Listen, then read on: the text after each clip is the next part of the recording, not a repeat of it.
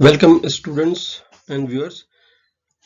हम इस वीडियो में युग्मक जनन या गैमेटोजेनेसिस इन ह्यूमंस में देखने वाले हैं। मतलब गैमेट या युग्मक की जो फॉर्मेशन है वो बनता कैसे है ह्यूमंस में, उसके बारे में अध्ययन करेंगे। गैमेट क्या चीज़ हुई? जैसे नर युग्मक हुआ, जो मेल में नर युग्मक जिसे हम स्पर्म कहते हैं, और फीमेल में हम उसको अंडाणु कहते हैं। ठीक है ना? तो उसके बारे में अध्ययन करेंगे। उसके अंतर्गत हम आज इसमें इस वीडियो में हम देख रहे हैं oogenesis, अंड जनन। अंडाणु का निर्माण कैसे होता है, फीमेल युग्मक का निर्माण कैसे होता है। ठीक है। अच्छा, इस वीडियो को एक्चुअली मैंने दो भागों में बनाया है। पहला वीडियो तो एक जो अंड जनन की है वो एक समरी जैसा है। ठीक है ना? थोड़ा बहुत जैसे कहते हैं ना, एक ओवरव्यू है जो उसको चीज़ों को समझने में काम आएगा। ठीक है। जिस फिर जो सेकंड पार्ट वीडियो का है उसमें मैंने इसको थोड़ा डिटेल में बताया है, तो वहां आप उसको देख सकते हो, वो दूसरा वीडियो है।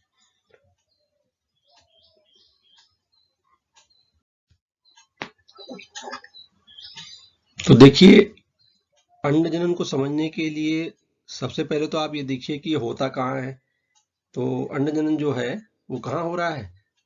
वो होता है दो जगह होता है। ठीक है ना? एक तो होता है इस ओवरी के अंदर, है ना, और फिर ओवरी से निकलकर ये फेलोपियन ट्यूब, अंडवाहिनी के अंदर, मतलब ये खत्म होता है, पूरा होता है। ठीक है ना? तो मतलब कि दो स्ट्रक्चर एक तरह से इसमें भाग लेते हैं। एक तो ओवरी हो गया, अंडाशय हो गया, और दूसरा अंडवाहिनी हो गया। ठीक है। और अंडवाहिनी में सही हिस्सा कौन सा? एम्प्यूला रीजन होता है, जहाँ स्पर्म जो है वो मिलता है और फर्टिलाइजेशन होता है, जहाँ, है ना, इस एम्पुलर रीजन में। ये वाला रीजन जो इनफंडिबुलम के बाद है और इस्तमस से पहले है, जो बीच का रीजन है, यहाँ कहीं जो है फर्टिलाइजेशन होता है। ठीक है ना? वो बड़ा इंपॉर्टेंट पार्ट है अंडजन के लिए। अभी हम देखेंगे डिटेल में कैसे। चलिए, अच्छा, इसमें और जो कुछ चीज़ें आपको याद रखनी है, जैसे हम इसके बारे में बातेंगे थोड़ा बहुत। इस ये जो फॉलिकल्स हैं, ग्रेफिन फॉलिकल, और ये इनका डेवलपमेंट कैसे हो रहा है, और इसके अंदर ये अंडाणु ये हाँ है। ठीक है ना? ये रहा अंडाणु, है ना, इसके अंदर अंडाणु है। उगोनिया किस तरह से डेवलप होते हैं उसके बाद थोड़ा डिटेल हम उसमें देखेंगे। इसमें हम एक बेसिक आइडिया ले रहे हैं कि अंडजन होता क्या है। अच्छा, तो इस वीडियो में एक्चुअली क्या है ना, अक्सर क्या होता है कि जनरली, अगर मैं इस जो ये टॉपिक है अंड जनन का, देखिए, जहां तक शुक्र जनन का सवाल है, तो शुक्र जनन तो थोड़ा इजी होता है। तो इसको समझने के लिए बच्चों में थोड़ा सा कंफ्यूजन होता है ना? तो इसको, इस वीडियो को बेसिकली मैंने थोड़ा इसको समझने के पॉइंट ऑफ व्यू से बनाया है। तो उसके लिए इस प्रोसेस को, इस अंड जनन की प्रक्रिया को समझने के लिए आपको कुछ बातों का ध्यान रखना है ना? जिसे कहते हैं ना, points to be in back of mind to understand the process of eugenesis. मतलब आपको अपने दिमाग में कुछ ये पॉइंट्स जो नीचे लिखे हैं, इनको ध्यान में रखना है अगर आपको अंडजनन की प्रक्रिया को पूरी तरह समझना है। दिमाग में एक ब्रॉड पिक्चर बनाने के लिए इन पॉइंट को ध्यान में रखना है। वो पॉइंट कैसे हैं? जैसे कि ये प्रक्रिया कहाँ स्टार्ट होती है? ये प्रक्रिया स्टार्ट कहाँ होती है? स्टार्ट होती है कि जो कि भ्रूण, जब जो फीमेल है वो भ्रूण अवस्था में होती है। ठीक है ना? फिर वो इन्फेंसी, चाइल्डहुड और प्यूबर्टी, है ना, यौनारंभ और मेंस्ट्रुएशन, उससे होते हैं ओव्यूलेशन, और लास्ट में फर्टिलाइजेशन में जाके ये प्रोसेस लगभग समाप्त होता है अंडजनन का। ठीक। तो ये बात आपको ध्यान रखनी है, क्योंकि ये इसका जिक्र करेंगे हम सेकंड वीडियो जब हम डिटेल करेंगे ना, तो वहां हम इन चीजों को जिक्र, वहां हम ज्यादा इनको डिस्कस नहीं करेंगे। आप ध्यान रखना कि ये प्रोसेस इन स्टेप से गुजर रहा है, इसलिए मैंने इनको पहले लिख दिया। ठीक है ना? ये सब हो रहा होगा अलग अलग समय में, अलग अलग चीज। इस जो अंडजनन की अलग अलग प्रक्रियाएं जो है इनमें होती हैं, कौन सी प्रक्रिया किसमें हो रही है हम देखेंगे। नेक्स्ट सेकंड पॉइंट आप याद रखिएगा कि ये जो प्रक्रिया है, इसमें सबसे पहले जर्म सेल बनता है, जर्म सेल के बाद उगोनिया है, फिर प्राइमरी oocyte है, फिर सेकेंडरी oocyte है ना? द्वितीय से अंडक बोलते हैं ना, और ये प्राइमरी अंडक है, और लास्ट में अंडाणु या ओवम बनता है। ठीक है, ये दूसरा पॉइंट हो गया। तीसरा देखिए, तीसरी बात क्या है कि अब ये अंडाणु ये जो है, ये बनता किसके अंदर है? आपको ध्यान होगा, मैंने अपने पहले वीडियो में भी इसके जिक्र कर रखा है। आप चाहे वो अंडाशय वाला जो वीडियो है ना, उसमें मैंने बता रखा है, लेकिन मैं यहाँ पे थोड़ा सा फिर जिक्र कर रहा हूँ।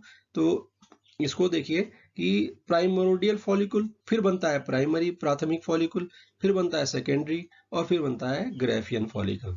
और इसी के अंदर ये जो अंडाणु है, ये जो है वो साइट है, वो डेवलप हो रहा होता है। तो आपको ये दोनों चीजें ध्यान रखनी है। मतलब एक तो ये इसके अंदर ये बन रहा है, ऐसा नहीं है कि ये चीजें अलग अलग हो रही है, ये सारी चीजें ना एक तरह से साथ साथ चल रही हैं। इन सब चीजें जो हैं, ये सारी चीजें जो हैं एक साथ चल रही होती हैं। तो इसलिए इन सबको को ध्यान में रखना है कि कौन सी चीज कब हो रही है और वो उसकी स्टेज कौन सी है। तो ये एक बात बताई। अच्छा, एक और बात देखिए, इसमें दोनों तरह के डिवीजन होते हैं। जर्म सेल से जब तक उगुनिया बनता है, जर्म सेल से जब तक जर्म सेल से उगुनिया तक बनने तक के प्रोसेस में तो क्या हो रहा होता है, यहाँ तक कि प्राइमरी ये तो हो रहा होता है क्या, माइटोसिस, यानी कि समसूत्री विभाजन। उसके बाद में होता है मियोसिस, है ना। जनन कोशिकाओं में अक्सर मियोसिस डिवीजन भी होता है ना, ये हमने पढ़ा है। उसके बाद होता है मियोसिस। तो मियोसिस भी ये दो तरह का होता है, आपको पता है मियोसिस के दो भाग हैं, इसको हम अभी अगले स्लाइड में देखते हैं। तो आप याद रखिए, मियोसिस 1 होता है और मियोसिस 2 होता है। मियोसिस को हम दो पार्ट में स्टडी करते हैं। तो यहाँ क्या होता है, एक बात ध्यान रखनी है कि मियोसिस भी यहाँ 2 ब्रेक्स में होता है, मतलब 2 बार, एक बार मियोसिस होके रुक जाता है 1, ठीक है ना, और उसके बाद बड़ा लंबा गैप है। यहाँ समझिए गैप इतना लंबा है कि जन्म से पहले मियोसिस स्टार्ट होता है और जब कंप्लीट कब होता है, जब यौनारंभ होता है ना, जब वो 10 से या 14 साल की जो अवस्था या 13 साल की अवस्था जो है वहां होता है। तो कितना लंबा गैप है, ठीक है ना। मतलब जन्म से पहले स्टार्ट होके और खत्म मियोसिस 1, केवल मियोसिस 1, है ना। मियोसिस का जो रिडक्शन डिवीजन है, अर्धसूत्री विभाजन की पहली अवस्था ही 2 में खिंच जाती है। आप समझ गए।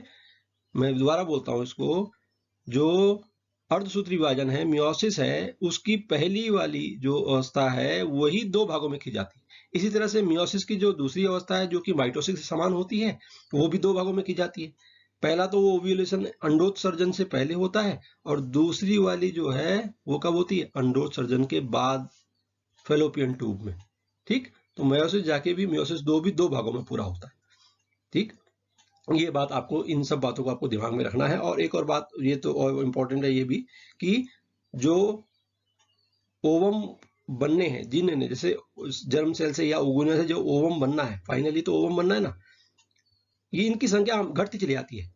किसमें, सारी, ये फीटल लाइफ से शुरू होती है और फर्टिलाइजेशन या ओवुलेशन तक जाते जाते इनकी संख्या बहुत घट जाती है, ठीक है ना, घट जाती है इनकी संख्या फीमेल में। ये आपको ध्यान में रखना है। तो ये कुछ बातें आपको दिमाग में रहेंगी ना।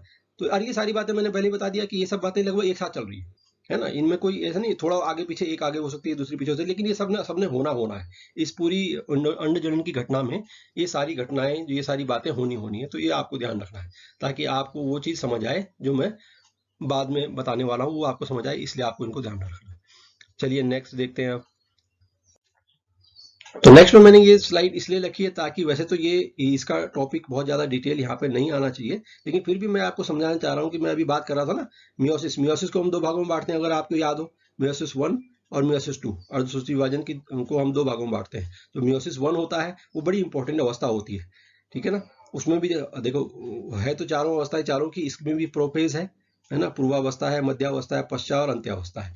लेकिन जो मियोसिस 1 है, इसकी जो पूर्वावस्था है, उसको भी हम 5 भागों में इस तरह से बांट देते हैं, लेप्टोटीन, जाइगोटीन, पकाइटीन, डिप्लोटीन और डायकिनेसिस, है ना। डायकिनेसिस, अगर आपको याद हो तो, ये अगर याद है, पकाइटीन में क्रॉसिंग ओवर होता है ना। तो खैर ये हम यहाँ डिटेल नहीं कर रहे, ये सब 11th का टॉपिक है, पिछली क्लासों में हमने पढ़ा हुआ है। बस इसको याद दिला रहा हूँ कि आपको यहाँ पे ध्यान क्या रखना है, आपको ध्यान रखना है, आपको बच्चों ध्यान रखना है, ये डायकिनेसिस, प्रोफेज 1 की डायकिनेसिस, ये इंपॉर्टेंट स्टेप है यहाँ, इस खासकर अंड जन्म की संबंध में, उसकी जब संदर्भ में बात कर रहे हैं। तो क्योंकि प्रोफेज 1 की डायकिनेसिस में ही मियोसिस 1 रुक जाता है, कब, जब तक कि बर्थ नहीं होता, उसके बाद यहाँ से आगे की प्रोसेस शुरू होती है। ये जो बाकी की घटनाएं हैं, ये बाद में होती हैं, जब हो जाता है क्या, प्यूबर्टी स्टार्ट। इसी तरह से मियोसिस 2, ये वाली प्रक्रिया में आपको ध्यान रखना है, मियोसिस, ये इसका जिक्र आएगा, मेटाफेज 2 का, मध्यावस्था दूसरी, उसका जिक्र आएगा। तो आपको ये दोनों बातें अंड जनन के संदर्भ में ध्यान रखनी है, वो जो है इसके कॉन्टेक्स्ट में, you will have to remember this. Fine, next. अब आ जाइए oogenesis की ये समरी है ना। समरी मैंने इसलिए लिख दिया कि अगर आपको जैसे एग्जाम पॉइंट ऑफ व्यू से लिखना है तो आप इतना भी लिख देंगे ना तो बहुत है। मैं ये नहीं कह रहा हूँ, देखिए ये आपको डिपेंड करता है कि आप वहाँ क्या लिख रहे हैं, लेकिन फिर भी एक बात है, तो ये मैं इसको शॉर्ट में दिखा रहा हूँ।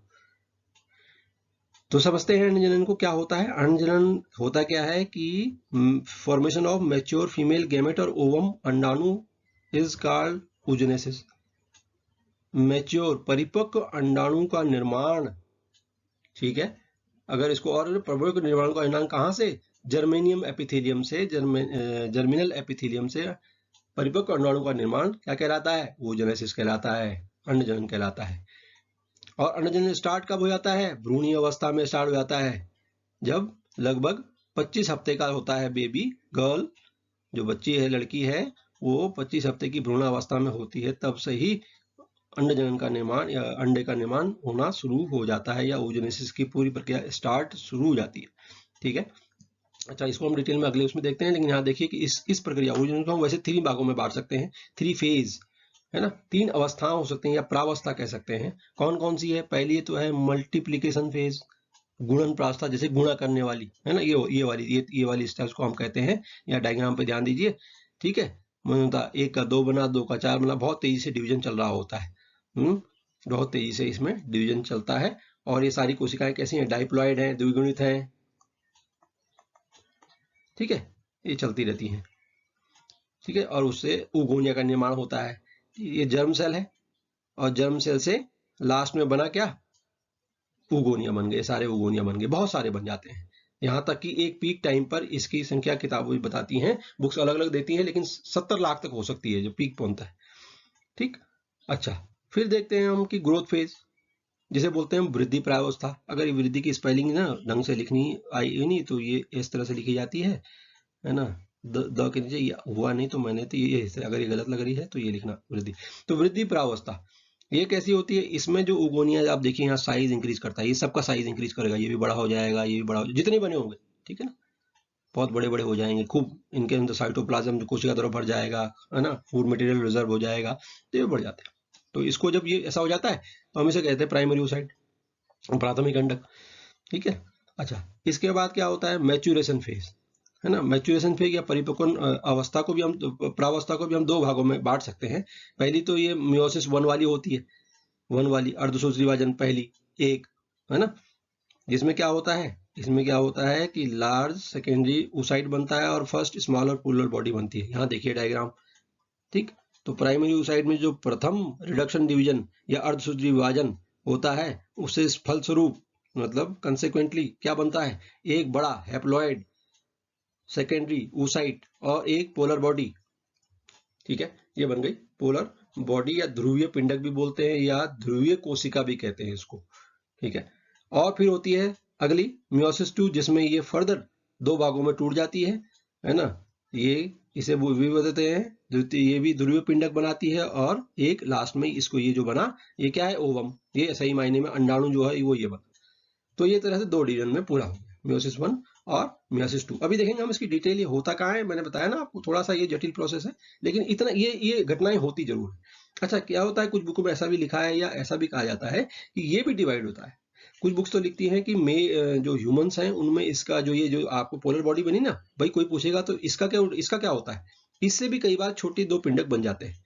लेकिन अगर ये बनते भी हैं, पहले तो ये बनते नहीं, ये कहा जाता है ह्यूमन या प्राइमेट्स में ये बनते नहीं, इसका फर्दर डिवीजन नहीं होता, जो ये ध्रुवीय पिंडक है पहला वाला, इसका नहीं होता। लेकिन अगर किसी में होता भी है तो क्या होता है कि ये दोनों जो बनते हैं ना, अब ये तीनों के तीनों कौन कौन से, ये तीनों जो हैं ये क्या हो जाते हैं, नष्ट हो जाते हैं, ये डिजन हो जाते हैं समय के साथ, ठीक।